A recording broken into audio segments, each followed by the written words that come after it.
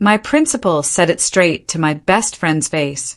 She was imagining problems that didn't exist after she reported a teacher for traumatizing me. He looked us right in the eyes and threatened us. False accusations have consequences. I wonder if he remembers saying that, now that his early retirement just made the front page of the news. Soft, somber music starts. It all started a year ago. I was a sophomore when Victoria walked back into our school after being gone for the first 4 months. The moment she stepped into the classroom, you could have heard a pin drop. She used to be the most popular girl in school. Now, she was a ghost. And then, a voice cut through the silence, sharp as a knife. There's the girl who got railed and is now a mom at 16. The whole class exploded with laughter. My stomach just dropped. Later that day, I saw her in the cafeteria, sitting all by herself while kids threw wadded-up paper at her. I started to walk over, to just sit with her, but my friend grabbed my arm. He shoved a crumpled page into my hand. The note inside said, "Don't feel bad. She deserves it. She baby-trapped her boyfriend. He was supposed to go D1 for football. Now he's changing diapers." I watched Victoria for the next few weeks, and her life at school became an absolute hell. Even the teachers, who used to rave about how smart and kind she was, now looked at her with this disgust. Like she was everything wrong with our generation. They'd answer her questions with sarcasm. And during an intimacy safety class, the teacher stayed directly at her the entire time. The students were even worse. Girls who used to idolize her style now whispered insults as she walked by. Her entire friend group just vanished. She had to delete all of her social media within 2 weeks. But here's the thing I noticed about Victoria. She never let it make her cruel. I saw her tutoring special needs kids after school. I saw her slip lunch money to a freshman who'd forgotten his. She always had tampons in her bag for any girl who asked. No one ever said thank you. They just took what they needed and went right back to treating her like she was invisible. Everything changed the day I decided to skip 5th period. My mom had been on another bender the night before, and, well, she'd helped me.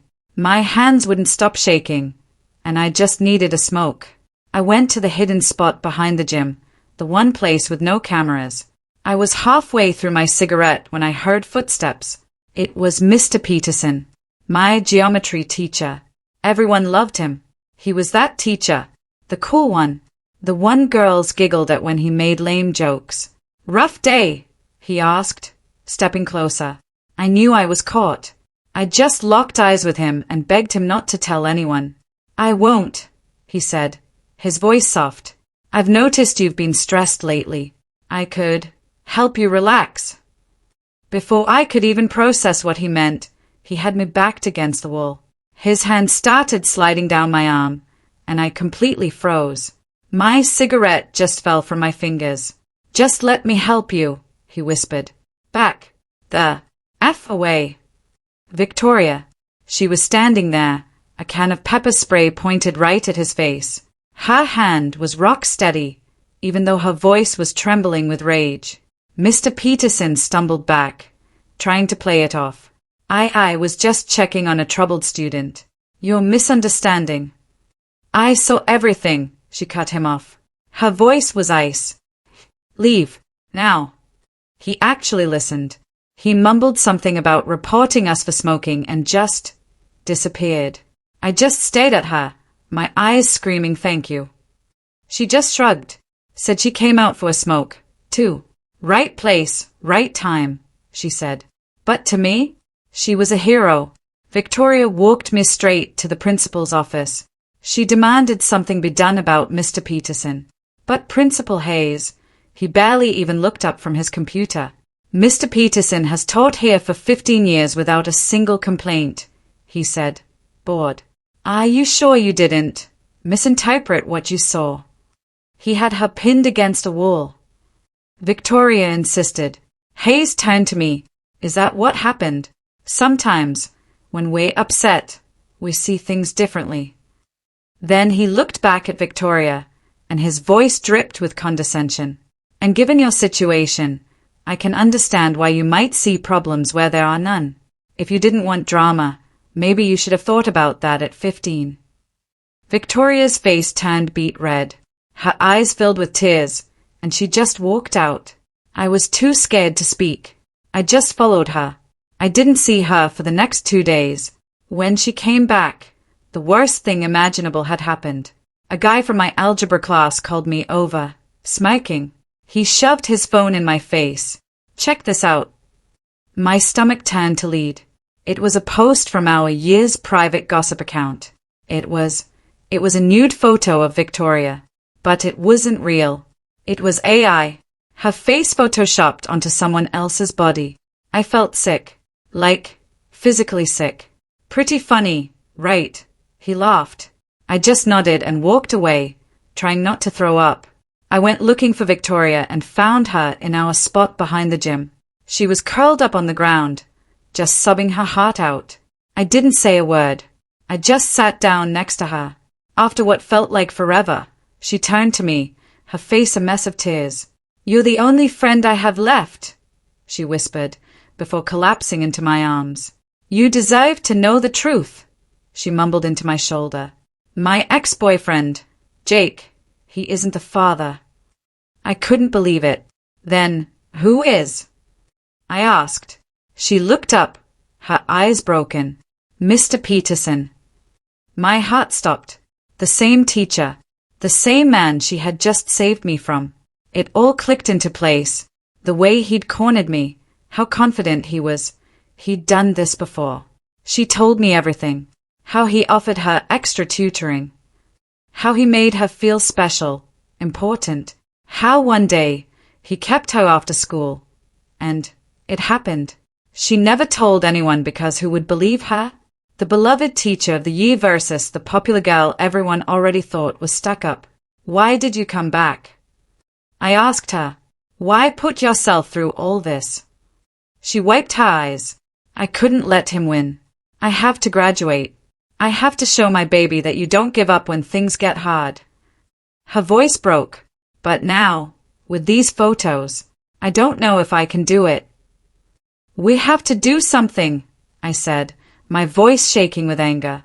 She just laughed, a bitter, broken sound. "And what? Tell Principal Hayes again? No one will listen." "Maybe not to one of us," I said, an idea starting to form. "But what about 2 of us? What if we find more?"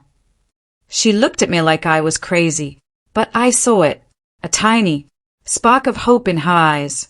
That night, I couldn't sleep. I kept thinking about him, about Victoria, about how many other girls there might be. I grabbed my laptop and started digging. I found his teacher bio page. Teacher of the Year 3 times. Volunteer with troubled youth. It made me want to scream. Then I found it. In the old digital yearbooks. A pattern.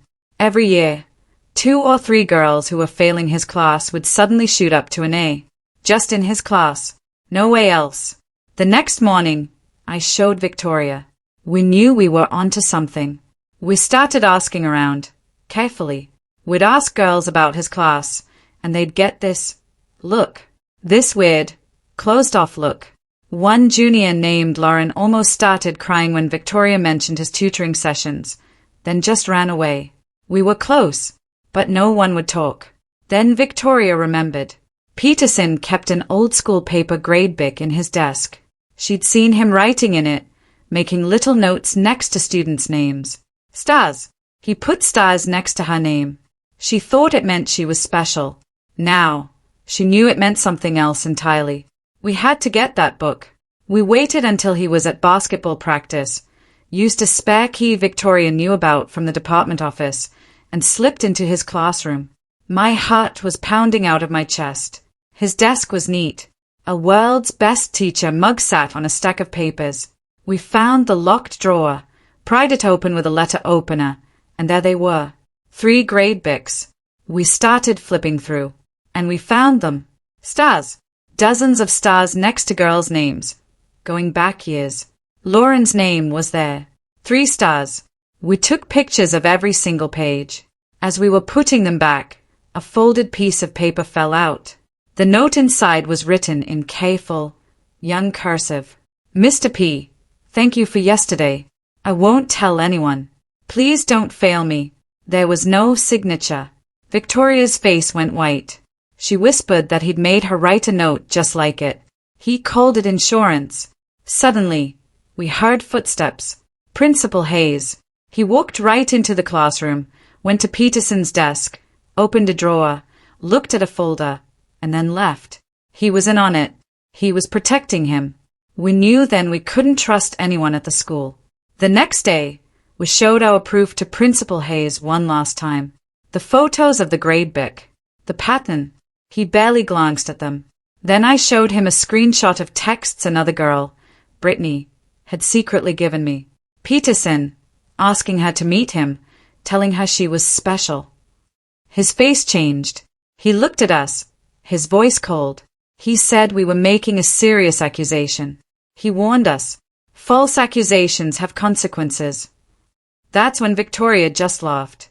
Right in his face. We were leaving his office when another teacher, Mrs. Chen, stopped us. She'd heard we were asking questions. She told us she'd suspected Peterson for years, but Hayes had threatened her job when she tried to speak up. She gave us a business card for a detective who specialized in crimes against minors. She will believe you, Mrs. Chen promised. And she did. Detective Mills listened to every word. She looked at our evidence. For the first time, we weren't just two hysterical teenage girls. We were credible witnesses. The investigation started. Peterson was put on leave. And then, the backlash hit. A group of parents started a petition to defend him. They called us liars. The AI photos of Victoria came back with a vengeance. It was brutal. But then, something amazing happened. Brittany went to the police with her parents. Then Lauren did. One by one, the girls with stars next to their names started talking. Teachers came forward with old emails, documenting how they'd tried to report Peterson for years, only to be shut down by Hayes. The case exploded. It wasn't just about a predator anymore. It was about an entire system that enabled him. Eventually, Peterson was arrested. They found trophies from his victims on his computer. Principal Hayes announced his early retirement a week later. The guys who made the AI photos, they got expelled, and now they're facing federal charges. Turns out, colleges don't offer scholarships to kids who do that. It took a long time, but Peterson took a plea deal. 15 years. Victoria graduated with honors, walking across that stage with her head held high, her baby watching from the crowd. She's in college now, studying to be a social worker. She wants to help other girls who were told to be quiet. And me? I learned that sometimes doing the right thing is the hardest thing in the world. It gets messy, and it gets ugly, but we did it. We refused to be silent, and we weren't the ones who faced the consequences. He was. So I have to ask, have you ever had to fight for something you knew was right, even when everyone was against you? Let me know in the comments. I really want to know I'm not alone.